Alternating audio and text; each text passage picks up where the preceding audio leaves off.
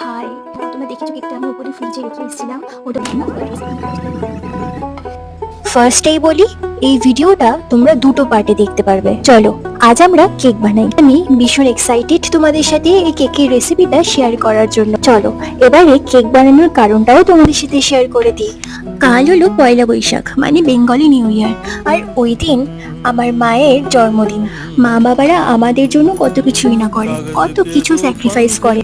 তাদের স্যাক্রিফাইসের কাছে আমরা হয়তো সারা জীবনই ঋণী থাকবো, কিন্তু তার মধ্যে থেকেও এই ছোট ছোট দিনগুলোকে যদি একটু অন্যরকম ভাবে সেলিব্রেট করা যায়, তাহলে তারাও হয়তো মন থেকে অনেকটা বেশি খুশি হয়। তাই ভাবলাম নিজে হাতে একটা ছোট্ট কেক বানিয়ে রাত 12টার সময় মাকে কেক কাটিং করাবো।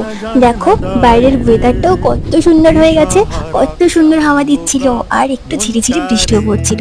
দেখো এখানে কেকটাও রেডি হয়ে গেছে, বাকিটা নেক্সট পার্টে শেয়ার করবো। টাটা।